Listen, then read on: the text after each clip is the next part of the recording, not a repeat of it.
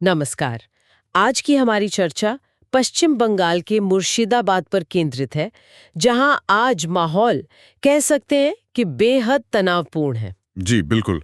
और तारीख भी देखिए, 6 दिसंबर 2025, बाबरी मस्जिद विध्वंस की बरसी। हाँ, और ठीक इसी दिन तृणमूल कांग्रेस से निकाले गए एक विधायक हुमायूं कबीर बाबरी मस्जिद के नाम से ही एक नई मस्जिद की नींव रखने जा रहे हैं। और यही वजह है कि ये सिर्फ एक मतलब स्थानीय कार्यक्रम नहीं रह गया है। नहीं, बिल्कुल नहीं। जिस तरह से तारीख और नाम को चुना गया है, उसने इसे एक राष्ट्रीय राजनीतिक चिंगारी बना दिया है।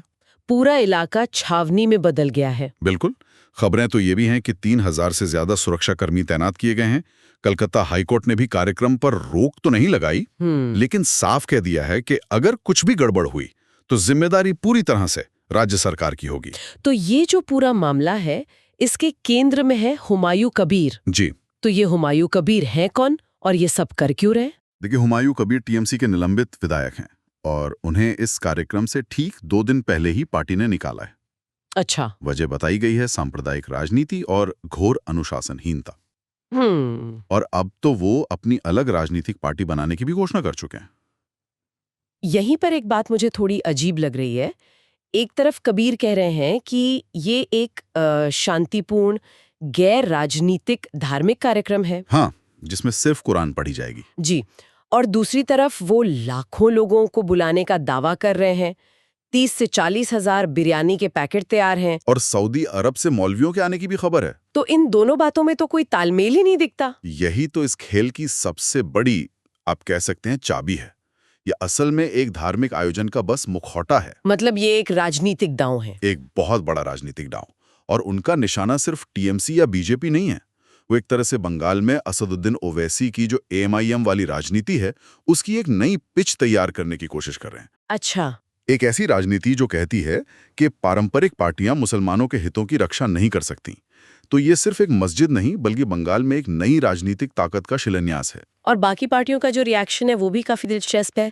टीएमसी ने तो उनसे हाँ, उन्होंने तो पूरी तरह से पल्ला झाड़ लिया है। बिल्कुल। मुख्यमंत्री ममता बनर्जी ने तो उन्हें गद्दार तक कह दिया है। और ये भी आरोप लगाया है कि वो बीजेपी को फायदा पहुंचाने के लिए दंगे करवाने की साजिश कर रहे हैं। और बीजेपी का क्या कहना है? बीजेपी तो इस पूरे निलंबन को ही एक नाटक बता रही है। नाटक? जी। उनका आरोप है कि ये टीएमसी की ही मिलीभगत है ताकि वोटों का ध्रुवीकरण हो सके। और मजे की बात यह है कि कांग्रेस में भी इस पर दो फाड़ हैं। एक नेता इसे कबीर का संवैधानिक अधिकार बता रहे हैं, तो दूसरे कह रहे हैं कि इससे माहौल बिगड़ सकता है। और प्रशासन इस माहौल को कितनी गंभीरता से ले रहा है, ये सुरक्षा व्यवस्था से ही साफ है। मतलब राज्य पुलिस और आरएएफ तो हैं ही, केंद्र ने भी अपनी फोर्स भेजी है। हाँ, केंद्र ने सीआईएसएफ की 19 कंपनियां भेजी हैं और तो और नेशनल हाईवे 12 को सुरक्षित रखने के लिए बीएसएफ को भी स्टैंड बाय पर रखा है। इसका मतलब साफ है, केंद्र से लेकर राज्य तक हर कोई इस घटना को एक बड़े सुरक्षा खतरे के तौर पर देख रहा है। हाँ, क्योंकि ये सिर्फ ऊपर की राजनीति नहीं है ना, जमीन पर भी लोग जुड़े हुए हैं। सफीकुल इस्लाम जैसे स्थानीय लोग हैं जो खुद ईंटें लेकर पहुंचे हैं। बिल्कुल, उनका कहना है कि ये आस्था का सवाल है। तो ये सिर्फ एक नेता का शो नहीं है, भावनाएं भी जुड़ी नहीं हैं। और यही भावनाएं राजनीति के लिए सबसे उपजाऊ जमीन होती हैं।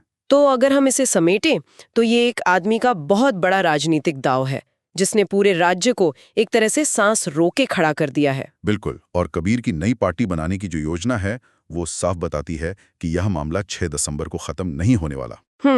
ये पश्चिम बंगाल में एक नई और शायद विभाजनकारी राजनीतिक ताकत की एक प्रतीकात्मक शुरुआत हो सकती है। एक ऐसी ताकत जो चुनावी फायदे के लिए बाबरी मुद्दे की भावनात्मक विरासत का इस्तेमाल करना चाहती है। तो जैसे जैसे ये दिन ढल रहा है, सोचने वाली बात यही रह जाती है कि क्या कबीर का ये दांव बंगाल की राजनीति में एक नया अध्याय शुरू करेगा, या फिर ये सिर्फ पुरानी सांप्रदायिक लकीरों को और गहरा करने का एक और जरिया बनकर रह जाएगा।